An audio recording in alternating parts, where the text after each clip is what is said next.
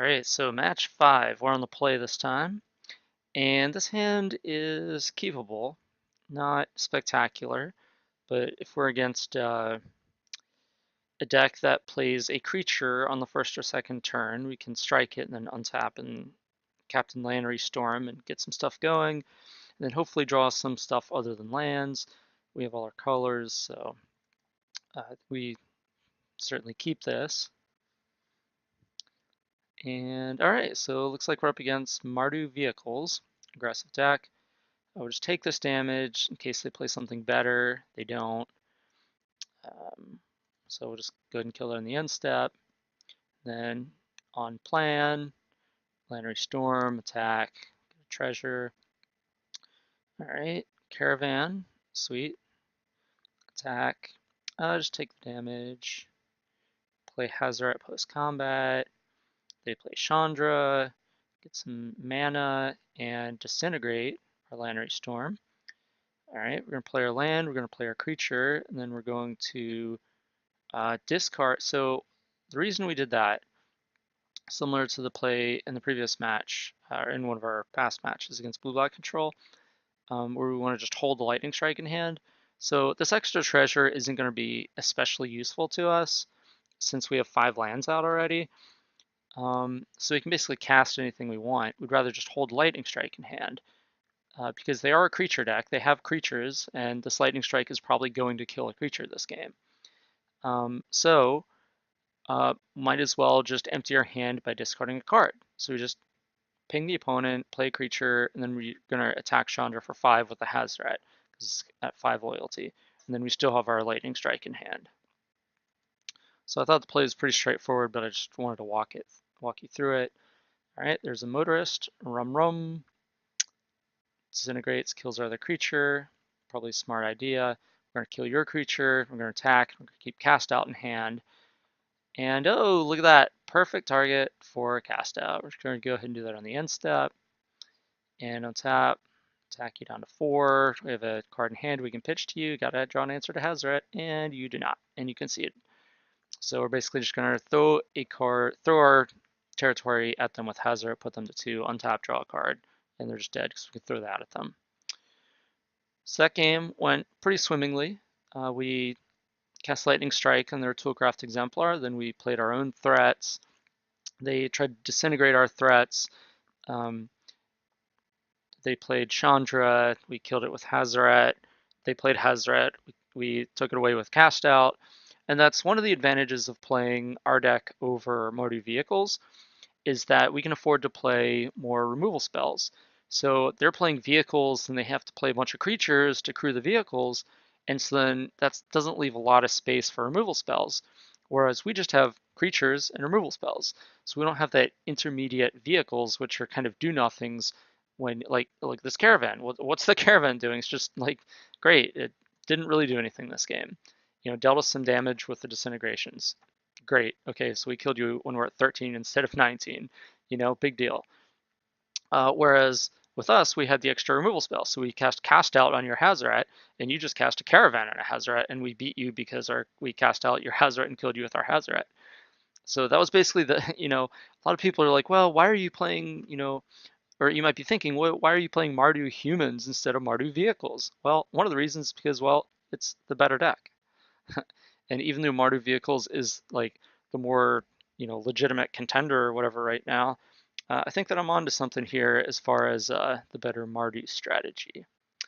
So the way we want to sideboard for this match, since we're playing against an aggro deck, again look at the notes that I wrote down for you. Take out Tecatli, since they don't really have anything outside of the Veteran Motorist that has an enters the battlefield trigger, and the 1/3 doesn't really block anything in this matchup. So take those out. Take out the Devoted Cropmates, especially on the draw, because they have a lot of removal spells that can deal with it pretty effectively. And I mean, it's an okay card, but it's on the play, if they're killing our creatures, then I can see bringing in the crop or keeping the Cropmate in, because it's a way to get the creatures back that they killed. But on the draw, I want to take that out. Then I want to bring in the Ixalan's Bindings, because those could take out like a Heart of Kirin if they leave those in. take out an Arthrosphere Harvester, it could take out a Hazoret, it could take out a Scrap Heap Scrounger, and then they just can't cast any more of those cards for the rest of the game. So that one's really good.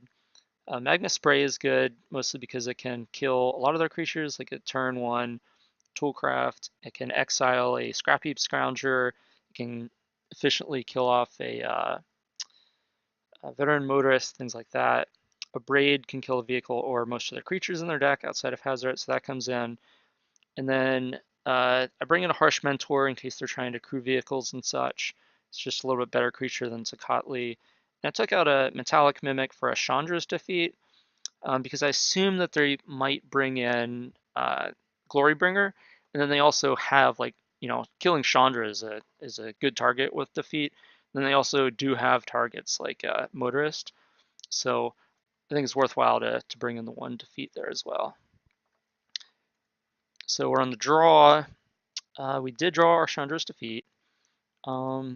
We keep this hand even though we can't cast the Campbell right now, just because we have answers to their stuff. And we do have Hazoret, which is one of the best cards here. And by the time we need to cast Campbell, it's reasonably likely that we'll draw a black source. Or, I mean, if it's the card stuck in our hand, we just pitch to Hazoret. Big deal, right? So off to a pretty fast start. We'll just take a couple damage in case they play like a better creature. They don't, they just pass. We're just going to spray it. We're at 18. There's Lannery Storm. All right, so hopefully they cast a creature so we can strike it, and they do. Cast a Motorist.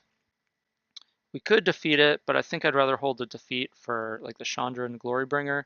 So we'll just kill it, then one tap, and we'll play Lannery Storm. So then that'll give us our black mana for the Campbell. Also the 4th mana for Hazoret if we need to. Play Pia, that's a pretty good one. That's another thing that Tocatli. So the reason I don't play Pia in my deck is because of Tocatli. It shuts off the enters the battlefield trigger. Otherwise, I'd probably play it in here. And so I didn't see Pia game 1, but Pia and the Motorist are both cards that get shut off by Tocatli. So Tocatli would have actually been pretty good this game, shutting off both of those. So maybe supposed to leave some of those in. But as it stands, I think we're doing okay. We're going to go ahead and strike Pia so we can get in with the Lannery Storm, play another Motorist, and Unlicensed Disintegration. Okay, drain for 2. Attack. All right. Now we get to untap. When we draw Thopter Arrest, we play Hazoret. We kill your creature to get down to 1 card. So now we attack. Get a treasure. Take 8. Go to 5. Okay, you play Chandra. And you play tapped land. Well, oh, and Cartouche on the Thopter. So now, so we used Chandra's defeat on their Motorist, and then they play the Chandra.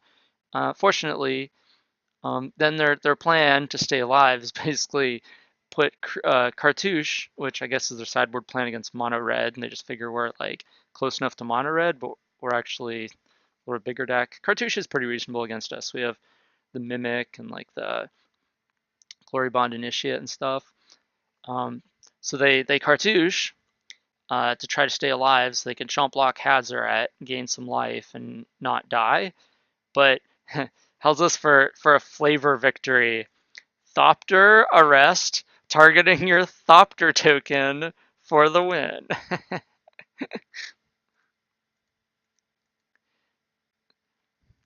Mr. Thopter, you are under arrest. So we defeated the control decks, we defeated the energy decks, and now we defeat the aggro deck. Maybe we're onto something here. But yeah, pretty good ending. We played a variety of decks and showed you just how this deck is able to stack up against some of the tier 1 strategies of the format. And hopefully you've learned a few things along the way. I tried to explain some of the more intricate reasoning for why I made the decisions I made, and like why it's a sideboard the way I did and things like that. So let me know in the comments what you thought of these videos, and remember your triggers. Remember your Campbell triggers. Remember your Harsh Mentor triggers, because that's a big part of this deck if you want to play it at F and M. Magic Online will do it for you, but got to remember to keep track of those triggers in real life. Good games.